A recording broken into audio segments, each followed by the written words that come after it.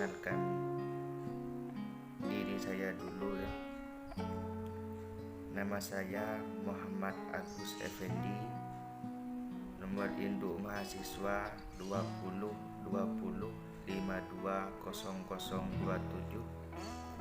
Prodi Teknik Informatika Universitas Madura. Di video kali ini saya akan membahas tentang korupsi. Oke, saya lanjut. Apa sih itu korupsi dan apa penyebabnya, dan bagaimana cara mengatasi korupsi? Korupsi itu dapat diartikan sebagai tindakan setiap seseorang yang dengan tujuan menguntungkan diri sendiri atau orang lain atau suatu korporasi, juga menyalahgunakan kewenangan, kesempatan, atau sarana yang ada pada jabatan atau kedudukan yang dapat merugikan keuangan negara atau perekonomian negara. Hubungan korupsi itu dengan Pancasila adalah melanggar sila kelima, yaitu keadilan sosial bagi seluruh rakyat Indonesia. Karena korupsi itu menggerogoti kekayaan negara yang ujung-ujungnya adalah kemiskinan negara dan juga rakyatnya. Faktor penyebabnya korupsi itu ada dua, dari faktor internal dan ada faktor eksternal. Kalau faktor internal itu adalah faktor yang mendorong korupsi yang berasal dari dalam diri setiap orang atau individu. Dan di faktor internal itu masih dibagi menjadi tiga. Yang pertama, sifat rakus manusia. Sifat tamak atau rakus merupakan sifat yang berasal dari dalam diri setiap manusia. Hal itu terjadi saat seseorang mempunyai hasrat besar buat memperkaya diri dan gak pernah merasa puas terhadap apa yang sudah dimiliki saat ini. Yang kedua, gaya hidup konsumtif. Pada era modern seperti sekarang ini, terutama pada kehidupan kota-kota besar, merupakan hal yang mendorong terjadinya gaya hidup konsumtif. Makanya kalau perilaku konsumtif ini enggak diimbangi dengan pendapatan yang memadai, maka hal tersebut akan membuka peluang seseorang akan melakukan tindakan demi memenuhi keinginannya. Yang ketiga, moral yang tidak kuat. Ketika seseorang yang mempunyai moral lemah, maka akan cenderung mudah tergoda melakukan tindakan korupsi. Godaan itu biasanya berasal dari atasan, teman setingkat, bawahan, atau pihak lain yang memberikan kesempatan buat kita untuk melakukan korupsi. Kalau faktor internal itu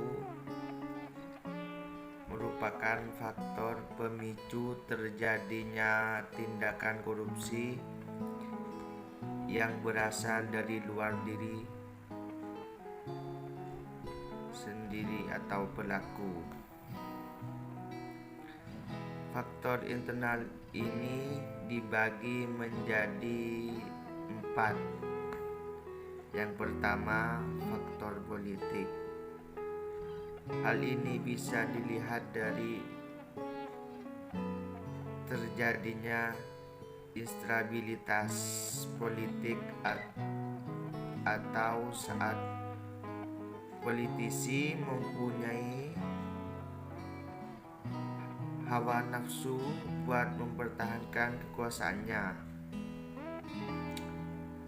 Yang kedua, faktor hukum. Faktor hukum bisa menjadi faktor korupsi dilihat dari dua sisi. Dari satu sisi dari aspek perundang-undangan dan di sisi kedua dari lemahnya penegak hukum.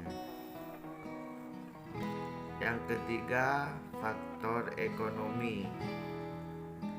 Faktor ekonomi ini bisa dilihat saat tingkat pendapatan atau gaji yang gak cukup membuat memenuhi kebutuhan sehari-hari. Yang keempat, faktor organisasi.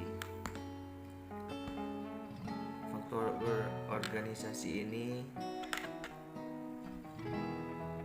dapat diartikan yang luas, yang gak cuma organisasi yang ada dalam suatu lembaga, tapi juga sistem organisasi yang ada di dalam lingkungan masyarakat.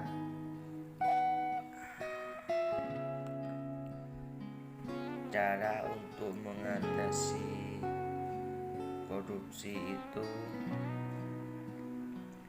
tindakan korupsi terjadi karena adanya pemusatan kekuasaan, birokrasi yang tidak sehat, pengeluaran pemerintah yang sangat banyak, hukum yang tidak tegas, penguasa yang mempunyai sifat jahat, dan pengawasan yang tidak terlalu ketat, bahkan tidak ada pengawasan sama sekali.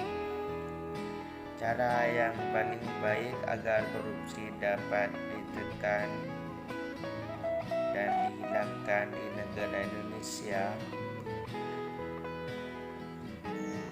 adalah dengan cara